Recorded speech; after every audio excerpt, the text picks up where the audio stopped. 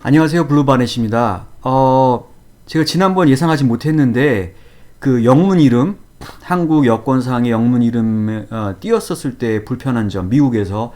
왜냐면 미들네임이라는 게 있어서 그거에 대한 반응이 생각보다 굉장히 뜨겁더라고요. 그래서 원래는 지금 이 주제, 잉글리시 닉네임, 영어 별명을 갖고 있는 것이 좋은지 안 좋은지, 이거는 좀 약하다고 생각해서 원래 생각을 안 하고 있었는데, 혹시나 연관돼서 많은 고민을 하고 계시거든요. 이 언어의 차이점과 이 발음, 이런 것 때문에 한국어 이름이 미국 사람들이 발음하기 어려운 이름이 많아요, 생각보다. 그것 때문에 가지고 있어야 되는지. 그렇지만 그냥 한국 이름을 쓰시는 분도 많이 계시거든요. 전 장단점이 있다고 생각을 해요. 반드시 바꿔야 된다고 생각하는 건 아니고, 있어야 된다고 하는 게 아니고, 그 양쪽을 다 비교를 해드리려고요. 그래서 만약에 왜냐면 저랑 똑같은 고민을 하시면 그 고민의 정도를 덜어드리고 싶어서, 그리고 고민한 사람이 많이 있다는 걸 또 알려드리고 싶어서 제가 이걸 썼고요. 그리고 지난 시리즈의 뭐 특정 비디오, 유튜브 비디오 제가 녹음한 게 좀 볼륨이 낮다고 말씀을 해주셨는데 감사드리고, 제가 인지하지 못하는 경우가 있는데 제가 신경을 더 쓰도록 하겠습니다, 오디오 쪽에. 그리고 기존의 비디오에 오디오가 낮은 거는 뭐 자막을 더 넣든지 다시 녹음하든지 한번 생각을 해보도록 하겠습니다. 자, 그러면 본론으로 들어가서, 자, 미국 오셨어요. 근데 이제 오시기 전에 영어 이름을, 그러니까 리글네임이라고 하죠. 그러니까 신분증상의 리글네임은 못 바꾸죠. 미국도 마찬가지로 바꾸려면 Petition for Court Order, 그래서 법원에다가 요청을 하셔야 돼요. 그죠? 공식적으로 이름을 바꾸겠다.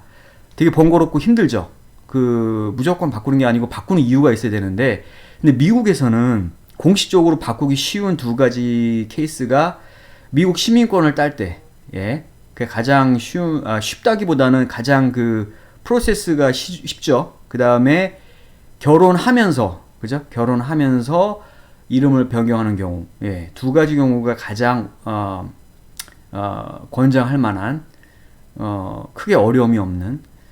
근데 그런 거 말고 여러 가지 비즈니스적인 이유로 이제 영어 이름을 갖는 경우도 있고, 있는데, 자, 먼저 한국 이름이 미국 사람이 발음하기 어려워요, 사실은. 자, 형석. 근데 발음이 특히 좀 복잡한 거 있잖아요, 그죠? 발음이 복잡한 경우는 뭐 바다, 이건 좀 쉽겠죠, 발음하기가. 근데 받침이 좀 많은 뭐 철형, 굉장히 어렵습니다. 제 이름은 재원, 발음이 비교적 쉽다고 생각하는데도 어떤 경우에냐면 재원을 무슨 어떻게 발음하냐면 뭐 자원, J1 이렇게 I 발음은 어렵습니다. 그러면은 어떤 문제가 발생하냐면, 특히 비즈니스적으로 말씀드릴게요. 제가 20년 전에 미국에 주재원 왔을 때 상대방이 저를 처음 이제 인트로듀스해서 인사하게 되면 되게 미안해해요. Did I pronounce your name correct? I'm so sorry. 뭐 이러면서. 그러면 이제 제가 또 미안해져요. 그렇죠? 근데 물론 이제 그런 불편함을 그냥 감수하시면 되긴 해요. 근데 참고로 말씀드릴게요. 뭐 반드시 닉네임을 가져야 된다는 건 아니에요. 왜냐하면 인도 분들 같은 경우에는 마이크로소프트의 그분 나타냐? 저는 아직도 지금 이름이 발음을 정확히 모르는데, 구글의 지금 새로운 젊은 CEO, 70년대생으로 알고 있는데 그분도 인도 이름을 계속 쓰고 있어요. 저도 지금 철자도 기억이 안 나요. 근데 그 두 분의 특징은 엔지니어 출신이에요. 그러니까 엔지니어로 있으면 사실은 뭐 영업을 하는 경우가 아니기 때문에, 그죠? 랩에 갇혀서 그냥 일을 하면 되고, 뭐 이렇게 뭐 인트로듀스 하거나 명함을 주고받을 필요도 없고, 그런 경우에는 제 생각엔 맥센스예요. 인도 분들이, 여기 엔지니어 분이 많으신데, 여기 인도 분들은 대부분은 닉네임을 가지시는 것보다 자기 이름을 되게 어려운 철자와 긴 네임에도 불구하고, 제가 아는 인도 굉장히 제 삼성부터 알던 친구, 제 주니어, 제 밑에, 제가 사수였는데, 프라샨트. 되게 어렵죠? 저 스펠도 기억이 안 나요. 근데 그 친구는 계속 유지하더라고요. 그것도 좋은 의미가 있어요. 나의 고유한 아이덴티티를 유지한다. 그죠? 그런데 이제 영업을 하는 입장에서, 비즈니스 하는 입장에서 불편한 건 아까 같이 특이한 이름 같은 경우는 항상 새로 만나거나 전화하시면 Could you spell your name? 항상 물어봅니다. 그죠? 뭐 Tom 이러면은 그런 질문은 없잖아요. 그죠? TOM. 뭐 그러니까 그런 양면성을 다 생각하시는 게 좋아요. 그래서 나는 그래도 그런 고유와 아이덴티티를 지키면서 하겠다. 괜찮습니다. 그래서 한국 분들은 그냥 귀찮아서 유지하시는 분도 있고, 아까 같이 인도 분처럼 그냥 고유 아이덴티티를 유지하시는 분도 있고, 또 하는 방법이 있어요. 만약 희철 그러면, 희철하면은, 여기 제가 써드릴게요. 보이시는 분 있는데, 희철. 그 앞자만 쓰는 거죠. 그 HC. 그렇게 쓰시는 분도 많이 계세요. 그죠? HC. 그죠? 근데 주의하시는 경우에는, 그 줄였을 때 이게 욕이 되는 경우가 있어요. 이거 제가 욕이기 때문에 쓸 수 없는데 BS로 하면 이거 욕입니다. 참고로 말씀드리면 그게 안 좋은 쪽으로 가면 안 되잖아요. 그죠? 그리고 한국 이름을 썼을 때 미국 발음상 그 욕이나 욕이 아니더라도 좀 그 부정적인 의미를 갖는 경우가 있을 수 있어요. 그런 경우에는 리글네임이니까 마음도 못 바꾸면 뭐 그런 경우에는 제 생각에는 닉네임을 가지시는 게 맞는 것 같아요. 제 생각에는. 제 장황하게 결정된 좀 말씀드렸는데 좀 다시 한번 좀 요약해보면 발음이 어려운 경우, 그죠? 그러니까 발음이 좀 쉬우면 상관이 없을 것 같아요. 그리고 철자가 되게 어려울 수 있잖아요, 그죠? 철자가 어려워서 항상 스펠을 얘기해야 되는 경우, 그런 경우에는 고민해 보실 필요 있겠죠. 그리고 그 아까 여기같이 한국 이름이 영어 발음을 했을 때 어떤 그 네거티브 이름이나 특히 욕설에 가까운 이름이 되는 경우가 있어요. 욕설은 아니더라도 예를 들어서, 이거는 제가 이 방송을 말씀드릴 수가 없을 것 같은데, 그니까, 영어에서는 썩이라고 그러죠, 썩. 그죠? 근데 이런 비슷한 이름과 가진 한국 이름이, 이 발음할 때 이게, 이름이 좀 웃긴다. 그죠? 예, 그런 경우도 있을 수 있어요. 그런 경우에는 또 고민해 보셔야 될 것 같아요. 그래서 다시 정리하면 직업 특성상 그러니까 세일즈를 많이 하시고 사람을 많이 만나야 되면 이런 부분은 고민하실 필요가 있을 수 있을 것 같아요. 그리고 영어 이름을 그러면 만들 때 그럼 어떤 이름을 갖는 게 좋은지, 저 같은 경우에는 제 아이를 한국에서 낳았을 때 한국에서 태어났는데 차라리 그냥 영어 이름 붙일까, 그죠?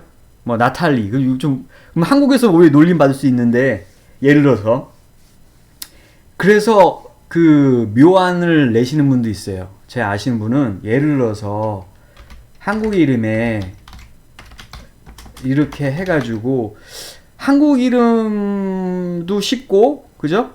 영어로 해도 쉬운 경우, 이렇게 일부러 이렇게 장명하신 경우도 있어요. 이거 좋은 아이디어 같아요. 그러니까 한국 이름으로 불러도 좀 좋고, 그죠? 근데 영어로도 이렇게 리글 네임 표시했을 때, 그런 경우도 있어요. 예? 그러니까 그런 경우도 생각해 보시는 게 좋을 것 같아요. 그리고 이제 닉네임을 정하신 경우에는 이런 사이트 통해서 미국에서 유명한 이름, 그죠?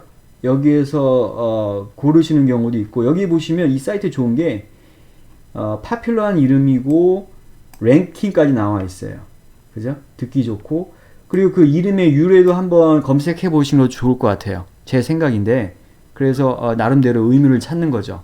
아니면 그 한국 이름을 비슷하게 변형해서 하는 경우도 좋은 것 같아요.